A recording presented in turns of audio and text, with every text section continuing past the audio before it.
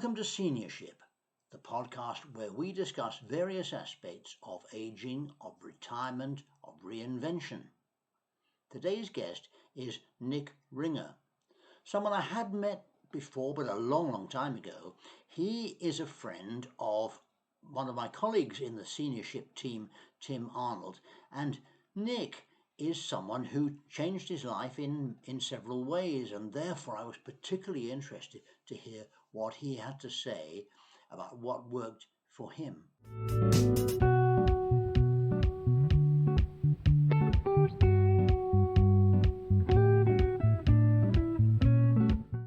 We had a little chat before we started this recording, Nick, and you told me a little about what you're doing these days. Please, now you look like a chap who's in the best of health, not in the first flush of youth, but in the best of health. How are you, and what are you up to these days? I'm very well. I'm coming up to 75, and I've always been active in my life, generally, particularly commercially and also physically. I think I mentioned there was an incident with COVID where I had restaurants which unfortunately obviously had to close, but we had certain issues with landlords, etc., that didn't see the need not to demand rents. So the challenge after that was to look for an opportunity where I could provide some positive input into a society, let's call it that. And one of the things that I'm doing now is working in a local hospital where I'm part of the team that provide the breakfast, lunch, dinners, coffees, teas, etc., which I find particularly not only gratifying, but I also find it very rewarding, because if I can bring a smile to a patient's face in providing a decent meal, but also talking to them and being positive when they are probably facing some of the most negative times they've experienced, this gives me a very, very positive, very positive reward to me, and I leave after a particular sort of shift, and a lot of the time I am more uplifted, certainly physically and mentally, than I was when I moved in. When you're right, yes. Now I have to say, I put my hand up, I am paid to do this, which is a positive. But one of the things that I find very interesting and rewarding is that at times on selected wards, I am surrounded by volunteers. And when I talk to these volunteers, they are people who've retired. The concept of retirement hasn't been what they thought it would be, in the sense that they are not as active as they were when they were working. And they resort to going to the local shop, buying the newspaper, coming back, reading the paper, watching daytime TV, etc., etc. What they now do is come into an environment where they can provide, let's say, teas and coffees, after being trained and to certain standards, health and safety standards. But what they do is they talk.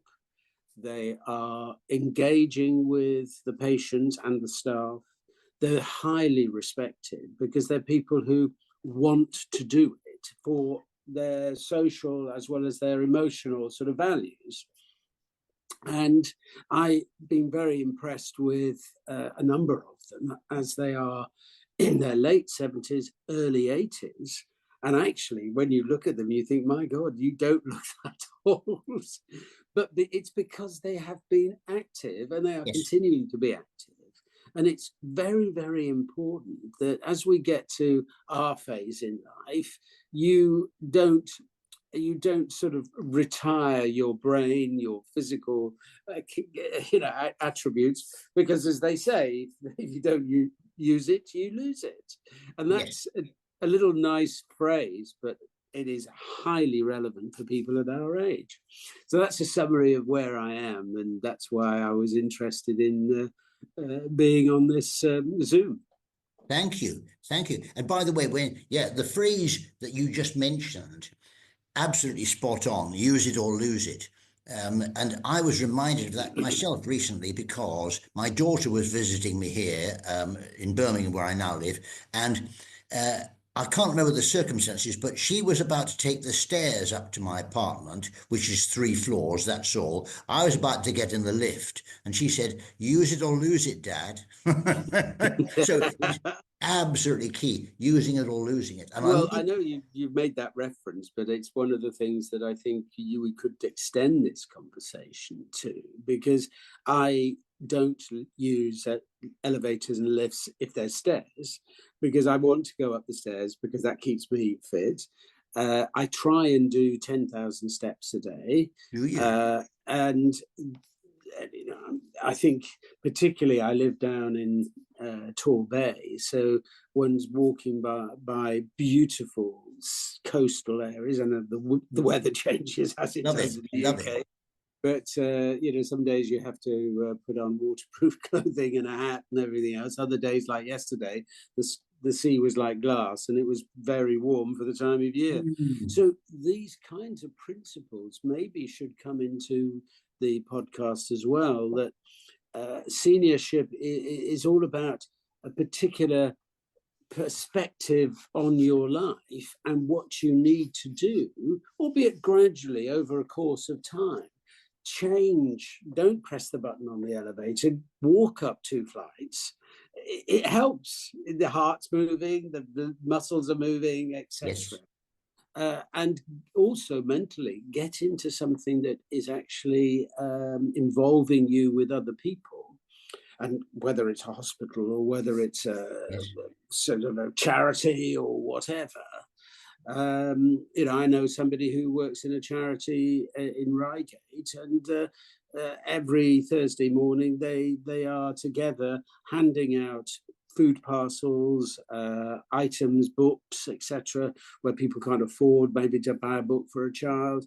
And she finds it extremely rewarding, and it's also very sociable because she knows everybody there, like a little family, and people are coming in and receiving these items and are highly grateful and polite in the process. So that gives her a boost on a Thursday morning.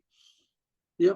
That sounds great. I'm glad you used the word rewarding. She finds it rewarding. In other words, reward isn't only in money, is it really? And I think possibly you've highlighted the fact that you've realized this now. It's not just about money. So in other words, you've got these volunteers that you work with at the hospital, and it seems to me as if you don't distinguish that much between them, who get their rewards in a different way. You may be on the payroll of the hospital, but the thing is that you work together and that you produce an outcome as a result together. Yes, exactly. And as I mentioned, I think the greatest reward you do get is a smile from the patient.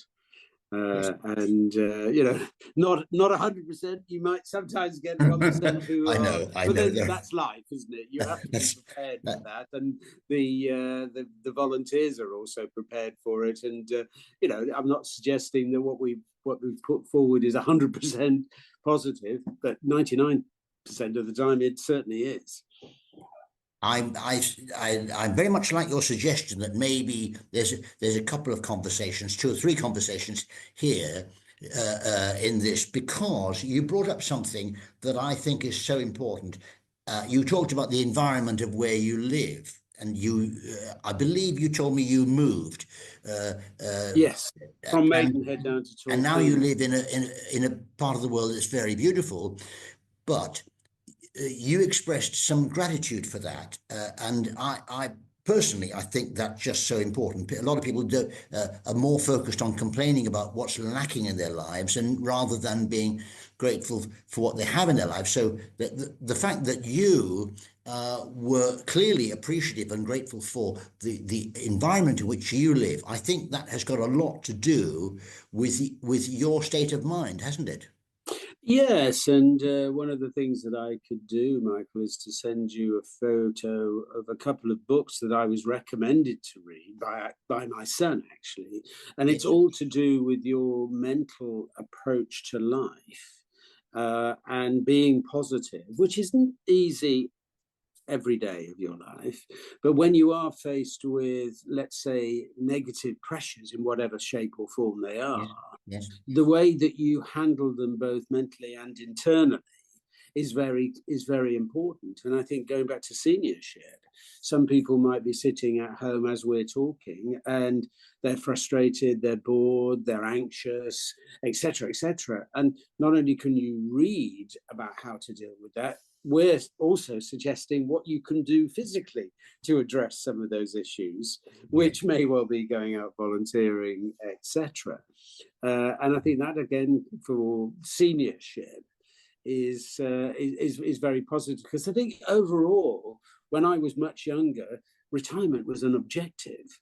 And I had a very simple philosophy that I would educate myself for roughly 25 years, work for 25 years, and then I would retire for 25 years. So I'm at the end of that 25-year period. But when I did actually get to a point where I was financially very secure at 52, I retired and spent the time traveling the world for about 18 months. I came home absolutely bored to tears. Wow. And the issue also was that you felt, well, there, just because you can visit, we did all the vineyards in the world. So we were in California, Australia, New Zealand, a lovely time. But it didn't seem to have a purpose. Yeah. And what I do now has a purpose. Thank you. And therefore you think, well, regardless of how much money you've got in the bank, or, you know, the fact you can travel at the front of the plane, etc., is irrelevant, because now I have a purpose, and the one smile gives me a payback that I wouldn't have got in a previous existence. And I alluded to the whole question of life as well, in the sense that there seems to be, well, you're working to retire, but nobody really talks about what the challenge of retirement is, and what do you do in that challenging time. And obviously seniorship with the podcast has to be focused on the fact that it is, in my view, it was my most challenging time. It has been my most challenging time until recently, because when you're working in a corporate environment like I was, it was quite easy. You were just stepping up the ladder. You had to hit certain targets. You worked with teams of people you liked, and you were just, you know, you were on a treadmill, but a positive treadmill. Yes. When you retire, you suddenly are on your own. You're lost, yes, in a way. And yes, you had your friends, you'd go out and do this, that, and the other, play a round of golf and all the rest of it. Somehow that motivation wasn't present. Now it is. And that's why I'd be interested to hear about, because you said you're going to send me details of those books that you were recommended by your son, and I'll be interested to find out about them, because yes, I certainly agree with you that your mental attitude has got a lot to do with it, and the fact that you either have or don't have resilience to deal with the challenges of being retired, very important. And you use the word purpose, so important too. Did you ever see the documentary or series of 3 documentaries called Arnie about Schwarzenegger?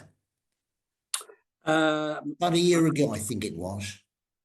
I'm trying to recall. I probably would say no, because I wouldn't be able to recall any details. So let's say no. Well, okay. Well, the thing is, he had. I was hardly aware of him, really. Okay, as a name, sure. But it occurred to me from watching these 3 things that he had 3 totally different careers. Being, first of all, a kind of bodybuilder and all that kind of thing, really. And he was, you know, in that way, world famous anyway. And then he became an actor, and nobody thought he could act, but in fact he could. And it turned out, and he was able to demonstrate some comic acting skills, which is very hard. And then he became a politician. So 3 totally different things. And successful in all three. Very interesting. Although he'd had a pretty terrible relationship with his father when he was young, his father had said something to him that he never forgot and which drove him right through his life. And that phrase was, be useful. And he never forgot what his father said, be useful. And so it sounds like what you're talking about in your role now and in the volunteers at the hospital there is this thing about being useful, is that provides you with a purpose. And so a reason to get out of bed in the morning. Yes, it does. And it's highly rewarding. In my case, not because of the financial benefit, which is relatively small, but it is, as I said, it's a smile from a patient who is in terrible situation.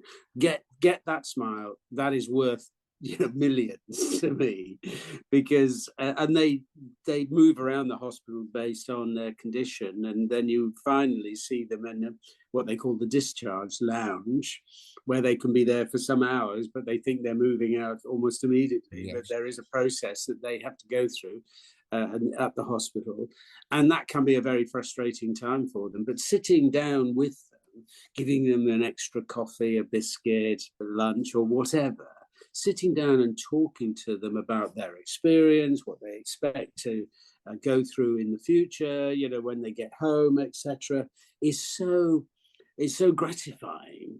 And they speak from the heart, because they've perhaps been in a very, very tenuous situation for the last few days or weeks. So it's that's where you get the reward. At least certainly I do, and I know the volunteers do, because that's exactly why they do it. So it's very, very gratifying. Which generally the NHS is full of staff that have a similar sort of perspective on what are they doing. They're helping people, helping people to live and survive and get better and leave the hospital in a positive frame of mind. Yes. Yeah. Yes. That's good. That's excellent. I'll send you the photos of the books. Thank you. Please do. And by the way, you mentioned this 10,000 steps thing, and you try and do that. And I think you said you're 75 or coming up to 75? Coming up to 75 in June, yes. Okay. Right. Well, it's not that difficult to do. I mean, obviously, you've got to be careful where you're walking and, how fast you try and push yourself to hit that target. But a lot of the time, particularly where I am, you're by the sea, or you could be by a river, or you could be walking through a field. Regardless, it's very mentally positive to do that, because you are often in an environment which is very de-stressful. It's taking any stress out of you.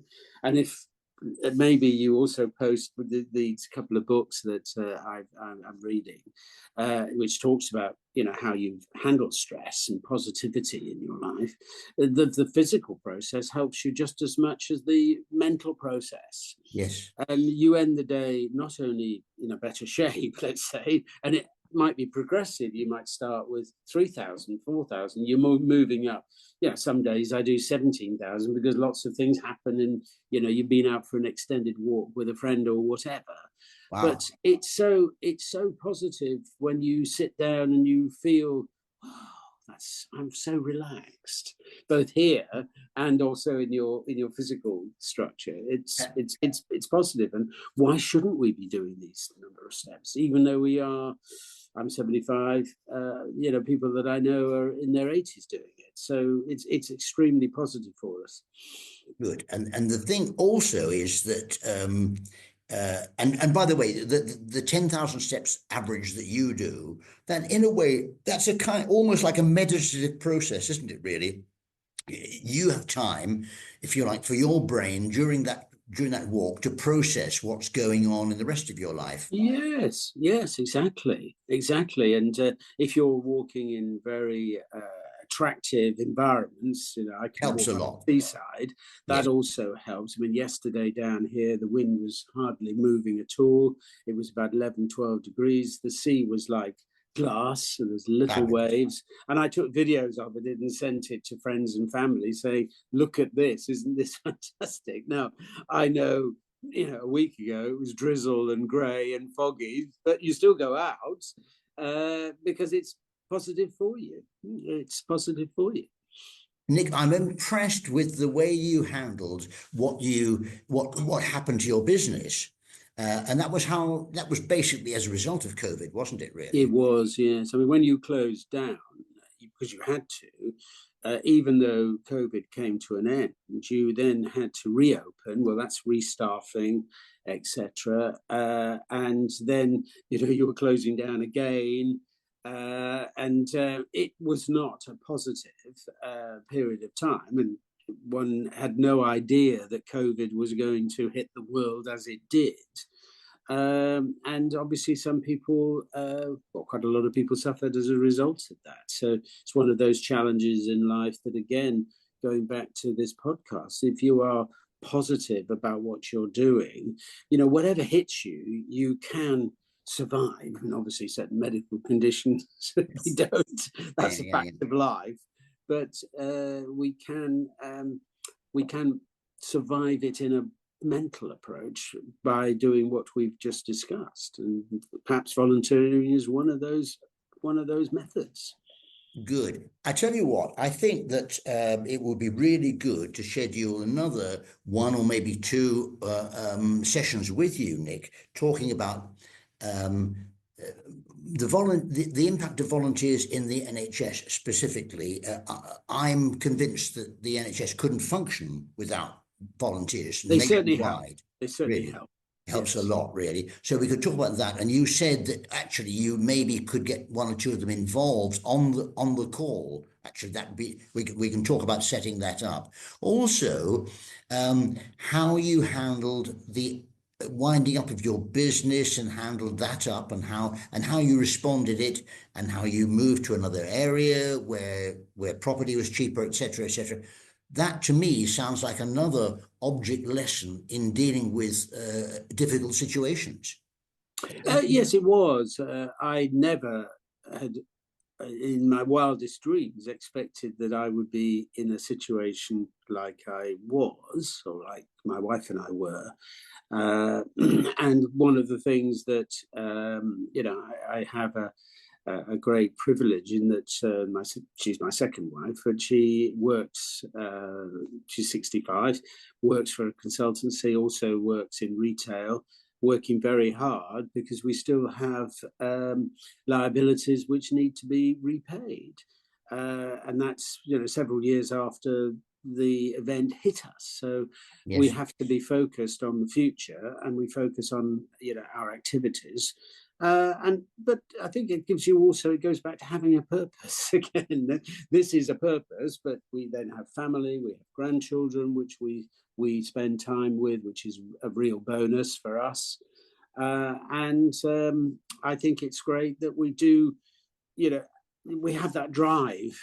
It gives you that drive, not only because you have to, but because you want to get to stage two, where there's no sort of liabilities as such hanging over you. So that's a positive as well. So it keeps you going. Yes. And my father was very active commercially until his mid-80s, and I look at him and I think, wow, I know why you did what you did, because he didn't want to retire, he wanted to keep going, and he was very commercially active with lots of projects that we all were interested in. Some of them didn't come to anything, some of them did, but at the end of the day, he was very, very active until he was about 2 months before he passed away. So good thumbs for up. him. Good for him. And good for you. Well, look, Nick, I think we've got the basis there of several more conversations. So I think so. Let's wrap it up for today. Yes. This is being recorded, so I'll send you a copy of the recording first of all, yes, anyway, Nick. And then we'll schedule some more conversation. That would be absolutely fine. And if I can get the involvement of some of the volunteers at the hospital, that would be absolutely excellent, because I think if more people could hear this and could, perhaps apply to their local hospital, wherever it is, and as a volunteer. Now, I don't know the process of assessment and profiling and whatever, so it's not, you can't just walk in and volunteer, I'm sure. because to be involved in the NHS, there is a significant series of checks and balances on you personally, your background, etc., etc. Excuse me, etc. But I'm sure that would be an opportunity for people to at least think about. To think helping about it, in that regard. And you're right. I'm about to become a volunteer at our local hospital here in Birmingham, the QE Centre, which is a massive, quite a modern hospital. And yes, so I've got all the forms, and yes, obviously for reasons you say, you know, I know everybody moans about health and safety, but these are things that have to be done. Good. Well, for now, thank you for your very time, much, Nick, Michael. and I look forward to speaking again, and we'll schedule some more talks along the lines we've talked about. Thank you very much indeed. Have Thanks a good day. for your time. Bye for now. Bye-bye. Bye-bye.